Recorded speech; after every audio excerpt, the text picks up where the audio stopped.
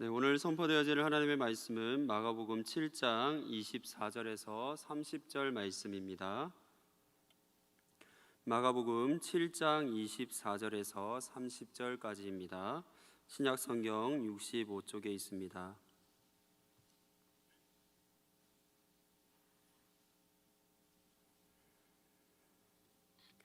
하나님의 말씀을 제가 봉독해 올리겠습니다. 예수께서 일어나사 거기를 떠나 두로 지방으로 가서 한 집에 들어가 아무도 모르게 하시려 하나 숨길 수 없더라. 이에 더러운 귀신 들린 어린 딸을 둔 한 여자가 예수의 소문을 듣고 곧 와서 그 발 아래에 엎드리니, 그 여자는 헬라인이요 스로보니게 족속이라. 자기 딸에게서 귀신 쫓아내 주시기를 간구하거늘 예수께서 이르시되, 자녀로 먼저 배불리 먹게 할지니 자녀의 떡을 취하여 개들에게 던짐이 마땅치 아니하니라. 여자가 대답하여 이르되, 주여 올소이다마는 상아래 개들도 아이들이 먹던 부스러기를 먹나이다.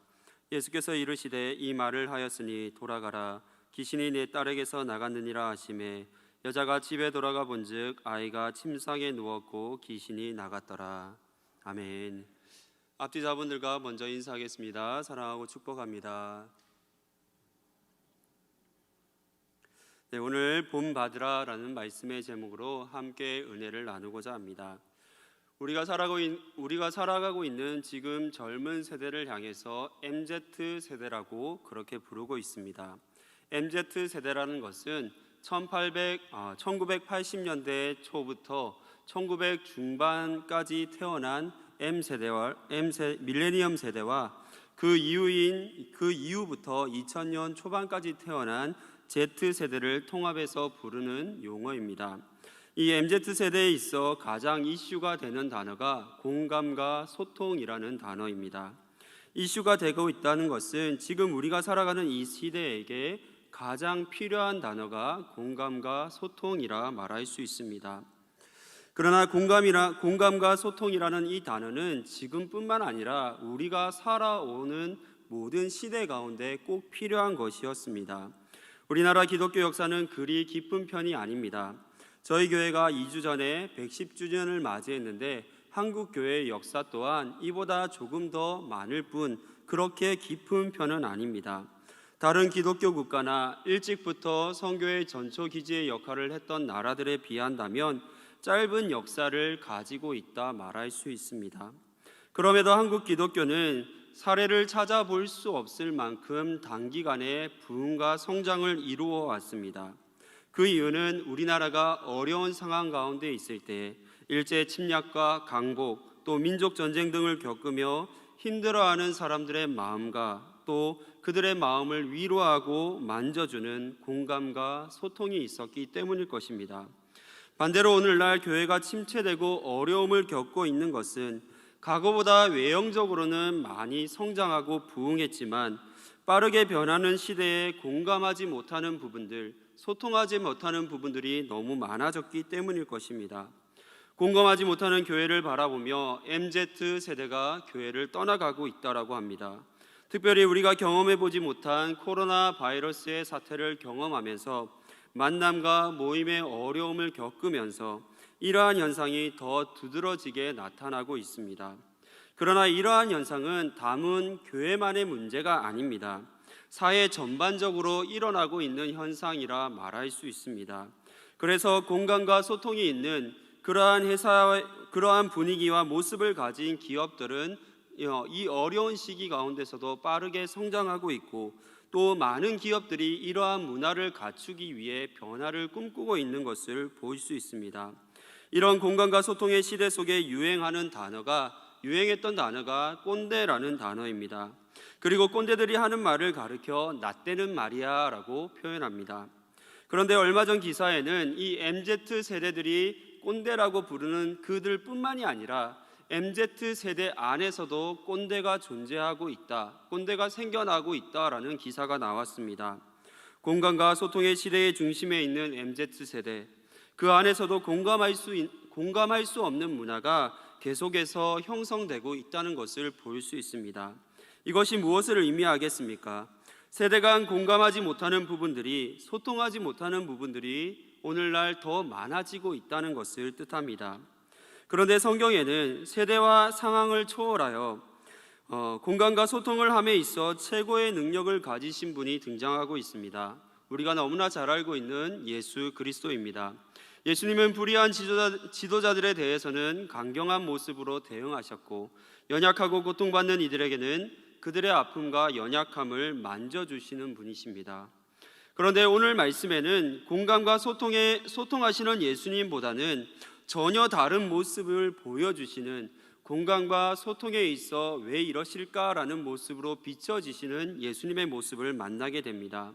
그런 예수님의 모습 속에 오늘 말씀에 등장하고 있는 예수님과 수로보니게 여인의 모습 속에서 우리가 본받아야 되는 것이 무엇인지를 살펴보고자 합니다. 24절의 말씀을 보겠습니다. 예수께서 일어나서 거기를 떠나 두로 지방으로 가서 한 집에 들어가 아무도 모르게 하시려 하나 숨길 수 없더라. 아멘. 예수님은 예루살렘을 떠나 두로 지방에 이르게 됩니다. 두로 지방은 우리가 흔히 잘 알고 있는 두로와 시돈으로 같이 표현되는 그러한 곳입니다. 예수님 당시 팔레스타인 모든 지역은 로마의 통치를 받고 있는 지역이었습니다. 두로든 예루살렘이든 우리가 지명으로 구분은 하고 있지만 큰 테두리 안에서 지정학적으로 보면 로마의 식민지 중에 하나일 뿐이었습니다.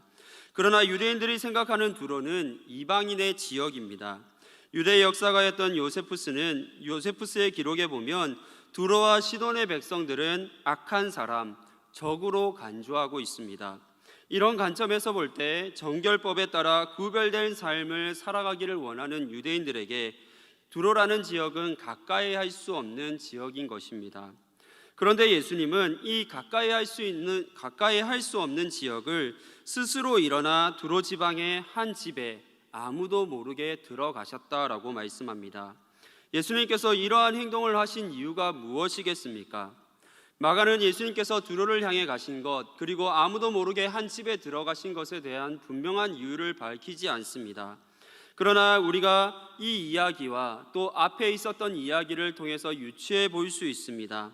마가복음 7장 1절부터 보면 예수님께서 바리새인들과 서기관들과 음식 먹는 것을 놓고 음식을 먹기 전 손을 씻느냐 씻지 않느냐에 대한 문제로 인해서 논쟁을 벌이는 것을 보게 됩니다. 장로들의 유전으로 기록되어져 있지만 이 논쟁 또한 정결법에 따른 논쟁들입니다. 정결법을 벗어나지 결국 예수님은 더 많은 논쟁을 피하기 위해 그 자리를 떠났고 그들이 찾아올 수 없는 지역으로 갔다라고 볼 수 있습니다. 정결법에 따라서 이방인들과 가까이 할 수 없고 부정한 것을 가까이 할 수 없는 유대인들, 바리새인들, 서기관들이 찾아올 수 없는 두로 지방으로 갔다라고 볼 수 있습니다.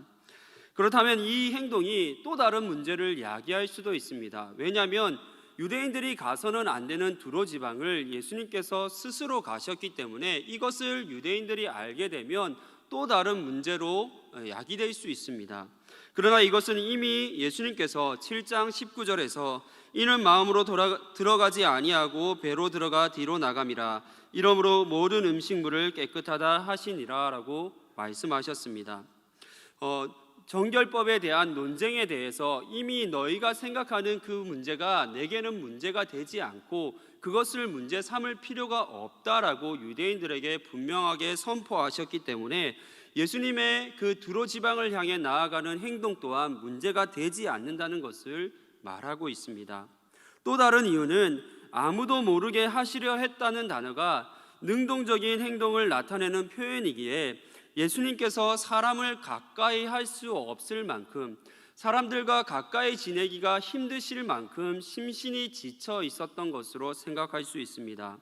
그리고 심신이 회복될 때까지 이러한 상태가 계속해서 혼자서 그 모든 것들이 회복되기를 바라는 상태가 유지되기를 원하셨던 것 같습니다. 그러나 예수님의 이러한 의도와 행동은 끝까지 유지되지 않습니다. 두로 지방 사람들에게 금방 알려졌고 이후에 계속해서 예수님의 소문을 듣고 사람들이 찾아오기 시작합니다. 이런 상황 속에 더러운 귀신 들린 딸을 고쳐달라는 수로보니게 여인의 상황에 대해 예수님은 공감하지도 소통하지도 못하시는 모습을 보여줍니다. 예수님은 하나님의 아들이시지만 인간의 몸으로 이 땅에 오신 분이십니다. 우리와 똑같이 인간으로 오셨기 때문에 우리와 똑같이 육신의 피곤함을 느끼고 힘들어 하시는 분이십니다. 우리 자신의 모습을 한번 생각해 보시기 바랍니다. 내가 스스로 몸을 못 가눌 만큼 그렇게 힘들고 어려운 상황 가운데 있을 때, 쉬고자 할 때, 아니 어쩌면 그 어려운 상황 가운데 쉬고 있을 때 누군가 나를 찾아와서 귀찮게 한다라고 생각해 보시기 바랍니다. 나의 쉼을 방해한다고 생각했을 때 그 누구도 이 상황을 즐거워하거나 행복해하거나 기쁘게 달가워할 사람은 아무도 없습니다. 어쩌면 살짝만 건드려도 짜증을 내고 또 폭발하게 되는 우리의 모습이 그려질 것입니다. 내가 힘들고 지칠 때 우리의 사랑하는 자녀라 할지라도 건들면 폭발하는 것이 우리의 모습 아닙니까? 그렇다면 당연히 그 가운데 공감이나 소통이라는 것은 말할 수 없습니다. 예수님은 여인이 처한 현실에 대해 공감과 소통보다 여인을 향해 날선 대화를 이어갑니다. 27절의 말씀을 보겠습니다. 예수께서 이르시되 자녀로 먼저 배불리 먹게 할지니 자녀의 떡을 취하여 개들에게 던짐이 마땅치 아니하니라. 여기서 말하는 자녀들은 유대인 남성을 말하고 있으며 개들이란 이방인 여성을 가리키고 있습니다. 이 내용만을 본다라고 하면 예수님께서 성차별을 하고 있는 것처럼 보여집니다. 그뿐만 아니라 정결법을 뛰어넘지 못하고 있는 유대인들과 별반 다르지 못한 그 모습을 우리에게 보여줍니다. 하지만 예수님의 말씀은 예수님의 사역의 우선순위가 이방인에게 있는 것이 아니라 유대인들에게 있다라는 것을 말씀해 주는 것입니다. 마태복음 15장 24절에 보면 예수께서 대답하여 이르시되 나는 이스라엘 집에 잃어버린 양 외에는 다른 데로 보내심을 받지 아니하였노라 하시니. 아멘. 바리새인들과 서기관들을 피해 두로 지방으로 오셨지만 예수님의 첫 번째 관심의 대상은 이방인이 아니라 여전히 유대인이었습니다. 그 외의 사람들은 그 후순위입니다. 유대인들이 1순위이고 이방인들은 2순위, 3순위, 4순위가 되는 겁니다. 즉 수로보니게 여인의 딸의 문제는 예수님의 관심에서 멀어져 있는 문제였던 것입니다. 그러나 예수님의 날선 말에도 굴하지 않고 지혜롭게 말하는 여인을 바라보며 예수님은 다시금 여인과 공감하고 소통하는 모습을 우리에게 보여주십니다. 이러한 예수님의 모습 속에서 우리가 본받아야 되는 것이 무엇이겠습니까? 예수님께서 피곤하셨기에 화를 내셨다. 그러니까 우리도 화를 내도 되겠지. 이런 모습은 아닙니다. 오해하시면 안 되겠습니다. 우리가 예수님의 모습 속에서 본받아야 되는 것은 차별하지 않으시는, 차별 없이 사랑하시는 모습을 본받아야 됩니다. 분명 예수님께서는 우선순위가 유대인들에게 있다 말씀하셨고 공감도 소통도 하지 않는 모습을 보여주셨지만 결국 이 여인의 이야기에 귀를 기울이십니다. 이러한 공감과 소통이 일어날 수 있는 것은 예수님께서 정해놓으신 그 우선순위보다 이 여인과 딸을 사랑하시는 하나님의 사랑이 앞섰기 때문에, 예수님의 그 사랑의 마음이 더 크기 때문에 그들과 소통하고 공감하시는 것입니다.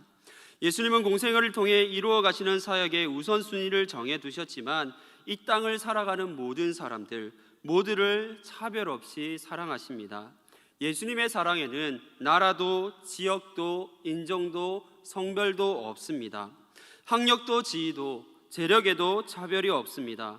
골로새서 3장 11절에 보면 거기에는 헬라인이나 유대인이나 할레파나 무할레파나 야만인이나 스구디아인이나 종이나 자유인이나 차별이 있을 수 없나니. 예수님의 사랑에 있어서 차별이란 있을 수 없습니다. 우리가 어떤 상황 가운데 있든 어떤 환경 가운데 있든 어떤 나라 출신이든 어떤 상황 가운데 신앙생활을 하든 예수님의 사랑은 우리에게 동일하게 적용됩니다. 예수님은 있는 모습 그대로 우리를 사랑하십니다. 예수님의 사랑에 차별이 없기에 우리도 그 차별 없는 사랑을 받았기에 우리 또한 차별 없이 사랑하고 품고 사랑을 실천하는 자들이 되어야 될 줄 믿습니다.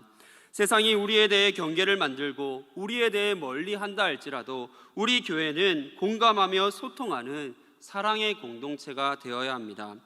한 걸음 한 걸음 더 먼저 다가가는 사랑의 공동체여야만 합니다.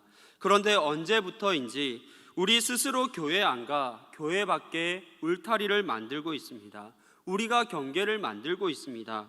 먼저 다가가지도 않고 다가오는 일들도 때로는 밀어내고 있는 것이 우리의 모습입니다. 아니, 저희가 언제 그런 모습을 보였습니까? 제가 언제 그런 삶을 살아왔습니까? 라고 반문하실 수도 있습니다.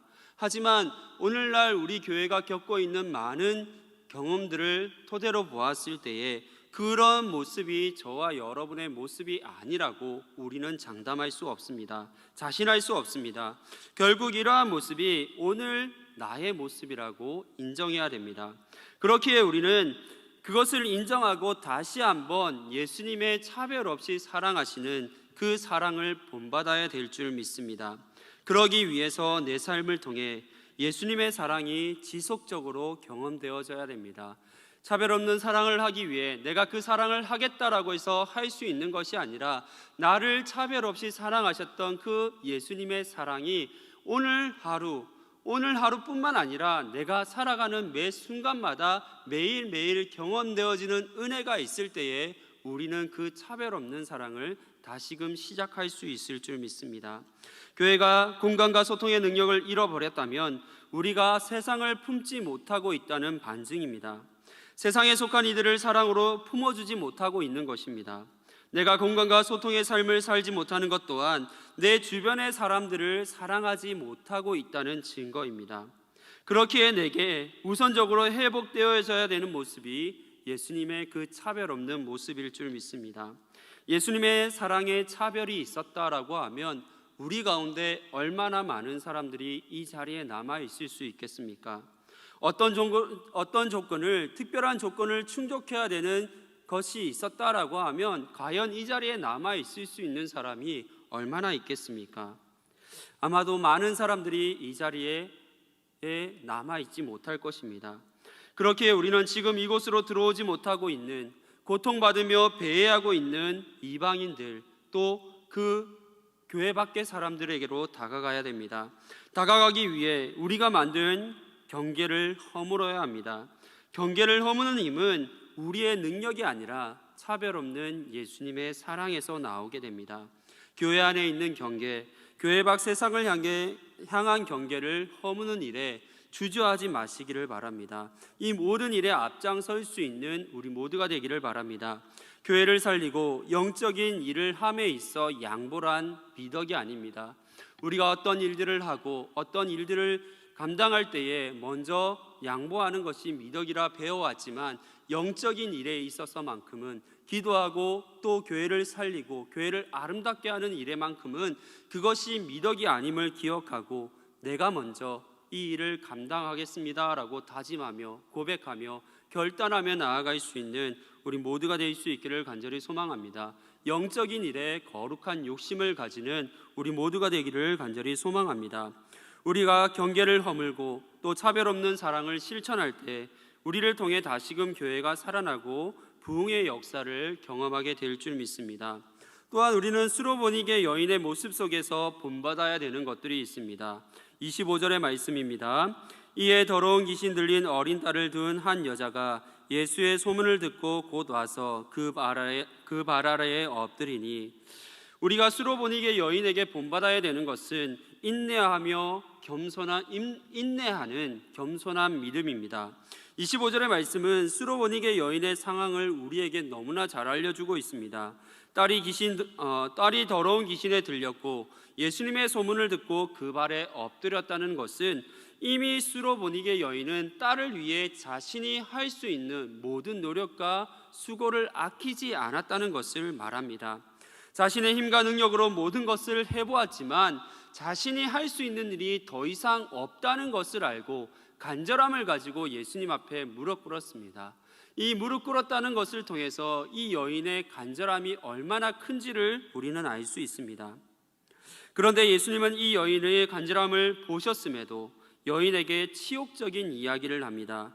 27절에 표현되고 있는 게들이라는 표현은 앞에서 말했던 이방의 여인을 뜻하기도 하지만 유대인들이 이방인들을 지칭하던 이방인들을 향해 경멸하는 표현이기도 합니다. 이 수로보니게 여인은 예수님의 입에서 나온 말이 맞을까 싶을 정도로 의심이 들 수밖에 없는 그런 치욕적인 이야기를 들은 것입니다. 여러분이라면 어떻게 반응하시겠습니까? 여러분이 가지고 있는 그 해결되지 않는 답답함을 가지고 예수님밖에 기댈 곳이 없어 예수님 앞에 무릎 꿇고 나아왔는데 가장 듣고 싶지 않고 참기 힘든 말을 그 자리에서 듣게 되었다라고 하면 여러분이라면 어떻게 하시겠습니까?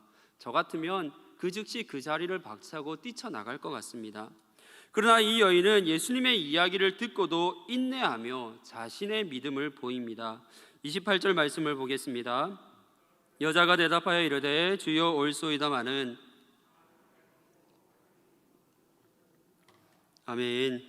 수로보니게 여인은 예수님의 사역의 우선순위가 자신에게 주어지지 않았다는 것을 인정합니다. 예수님의 사역의 우선순위가 유대인들에게 있고 나는 그 은혜를 받을 수 없는 위치에 있다는 것을 나도 잘 알고 있습니다라고 고백하고 있는 것입니다. 그리고 그런 자신에게도 하나님의 은혜가 주어질 수 있지 않느냐라고 고백하고 있습니다. 이 여인의 고백은 유대인들이 누리는 풍성한 은혜 중에 떨어지는 하나님의 작은 은혜만 있다라고 하면 내게는 큰 은혜가 아니라 유대인들에게 주시는 그 은혜가 아니라 그들이 먹고 버리는 그 작은 은혜의 부스러기만이라도 내 삶 가운데 주어진다라고 하면 내가 살고 내 딸이 살 수 있습니다라는 이 믿음의 고백을 하고 있는 것입니다. 또 그녀의 고백 속에 등장하는 개들, 아이들, 부스러기라는 표현을 통해서도 전부 자신을 낮추고 있는 것입니다. 수로보니게 여인의 믿음은 자신을 낮추고 죽이는 믿음입니다. 이와 비슷한 믿음을 가진 자를 우리는 마태복음에서도 만나볼 수 있습니다. 가버나움에서 한 백부장이 예수님께 나와 자신의 종이 병들었으니 고쳐줄 것을 구합니다.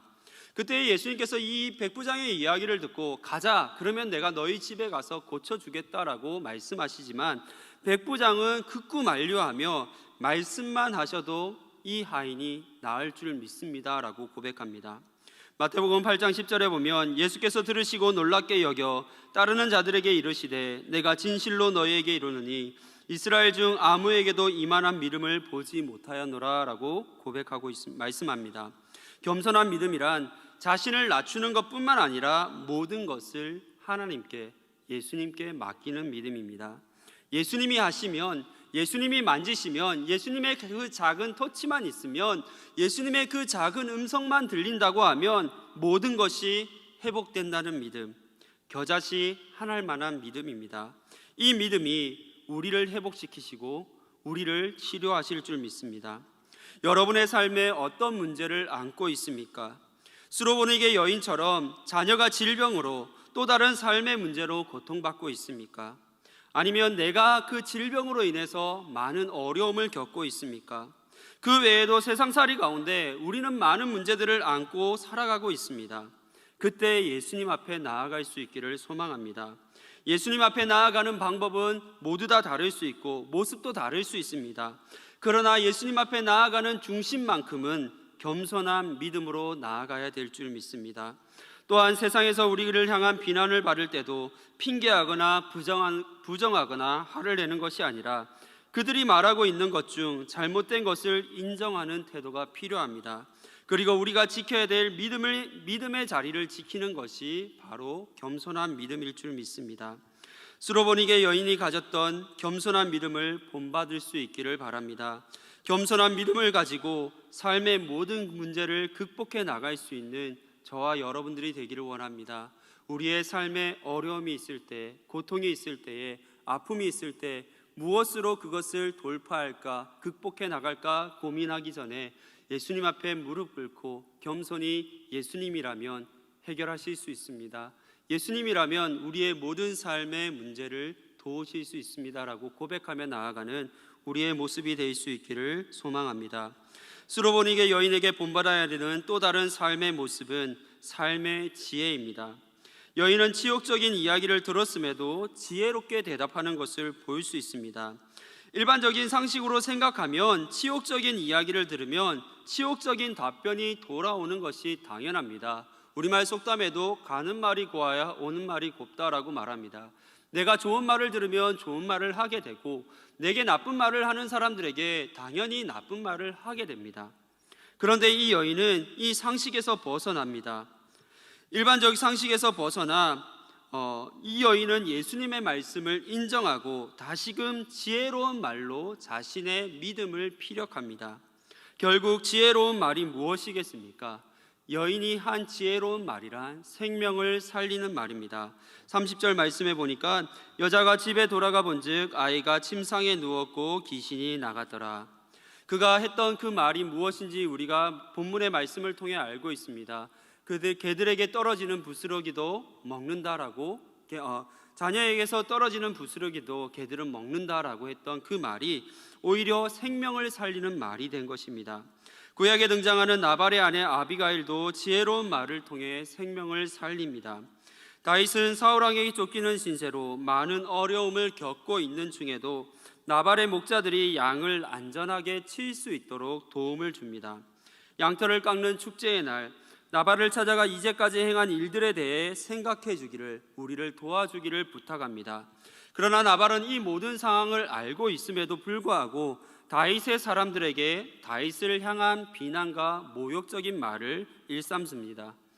이야기를 전해 들은 다윗은 분노하게 되고 모든 군사를 이끌고 가서 나발과 나발의 집을 멸하려는 계획을 세웁니다. 이 모든 상황을 종들로부터 듣게 된 나발의 아내 아비가일은 그 즉시 먹을 것을 준비하고 다윗을 찾아가 무릎을 꿇고 분노한 다윗을 향해 지혜로운 말을 건넵니다. 다윗에게 나발이 행한 모든 죄를 자신에게 돌릴 것을 먼저 구하고, 하나님께서 당신으로 하여금 이스라엘을 이끌 지도자로 세우셨는데 만약 당신이 지도자가 되었을 때에, 이스라엘의 왕이 되었을 때에 이 나발을 죽인 것이 문제가 되어 당신의 수치가 되고 원수들에게 조롱거리가 될 것이 염려스럽다라고 말을 건넵니다. 분노로 인해 어리석은 자를 죽이는 지혜롭지 못한 행동이 당신이 왕이 되었을 때 올무가 되는 것이 합당하지 않습니다. 그러니 그를 용서해 달라고 그렇게 강구하는 것을 보게 됩니다. 다윗은 이 아비가일의 말을 듣고 지혜로운 말을 하였다고 칭찬하고 그 가족의 모든 생명을 보장해 줍니다. 사무엘상 25장 33절에 보면 또 내 지혜를 칭찬할지며 또 내게 복이 있을지로다. 오늘 내가 피를 흘릴 것과 친히 복수하는 것을 내가 막았느니라. 아멘. 우리는 살아가면서 많은 이야기를 하며 살아갑니다. 가족들과 하는 일상적인 대화, 또 직장에서 직장 동료들과 하는 업무적인 대화들, 교회 안에서 믿음의 사람들과 하는 믿음의 이야기들. 그러나 많은 대화를 하면 할수록, 우리가 말을 많이 하면 할수록 우리는 말에 실수를 할 확률이 더 높습니다. 때로는 많은 말을 해야 될 때가 분명히 있기도 합니다. 그러나 많은 말을 하기보다, 우리가 많은 말을 통해서 실수하기보다 생명을 살리는 지혜로운 말을 하는 우리가 될 수 있기를 소망합니다. 쉬운 일이 아닙니다. 말을 조절한다는 것, 또 말의 실수를 줄여간다는 것은 쉬운 일이 아니고 많은 노력이 필요합니다. 무엇보다도 이 일을 하기 위해서는 우리의 마음을 지킬 필요가 있습니다. 잠언 4장 23절과 24절에 보면 모든 지킬 만한 것 중에 더욱 내 마음을 지키라. 생명의 근원이 이에서 남이니라. 구부러진 말을 내 입에서 버리고 삐뚤어진 말을 내 입술에서 멀리하라. 아멘. 우리가 지혜로운 말, 생명을 살리는 말을 하기 위해 먼저 우리 마음을 지켜야 됩니다. 우리 마음속에 부정한 것, 거짓, 또 잘못된 그 악한 모든 것들이 들어있을 때에 우리의 입으로 나오는 것은 구부러진 말과 삐뚤어진 말입니다. 누군가를 살리는 말이 아닌, 생명을 주는 말이 아닌 죽이는 말이요 상처 주는 말입니다. 반대로 우리의 마음에 겸손한 믿음과 차별 없는 사랑이 채워져 있다라고 하면 겸손하면서도 생명을 살리는 말을 하게 될 줄 믿습니다. 오늘 우리의 입술에 나오는 말이 어떤 말인지를 우리 자신을 한번 돌아볼 수 있기를 바랍니다. 지금 내가 생명을 살리는 말을 하고 계시다라고 하면 정말 잘하고 계신 것입니다. 계속해서 누군가를 살리고 누군가를 회복시키고 누군가에게 힘을 주는 그 말씀들을 많이 하는 우리 믿음의 성도들이 될 수 있기를 바랍니다. 그러나 혹 내가 다른 이들에게 상처를 주거나 또 아니면 그 영혼의 아픔을 안겨주는 말을 하고 있다라고 하면 내 자신을 돌아보며 회개의 자리에 설 수 있기를 간절히 소망합니다.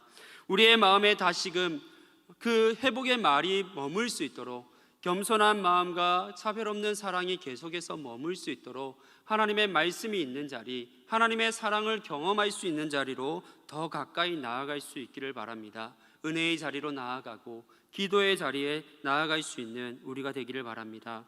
공감과 소통이 필요한 시대를 우리는 살고 있습니다. 예수님과 수로보니게 여인이 보여준 본을 기억하시기 바랍니다. 이 시대 가운데 차별 없는 사랑, 인내하는 겸손한 믿음, 지혜로운 말을 통해 세상과 공감하며 소통하는 사랑의 공동체를 우리가 만들어 갈 수 있기를 간절히 소망합니다. 소통이 되지 않고 공감할 수 없다라고 하는 이 시대 가운데 우리가 소통하며 공감하며 나아갈 때에 우리를 통해서 또 다른 교회의 부흥의 역사가 이루어질 것이고, 우리를 통해서 교회를 바라보는 시선이, 또 이 세상에 살아가는 그리스도인들을 바라보는 시선이 달라지게 될 줄 믿습니다. 그 일에 내가 먼저 쓰임받고 내가 먼저 달려갈 수 있는 우리 이천중앙교회 믿음의 성도들이 다 될 수 있기를 기도합니다.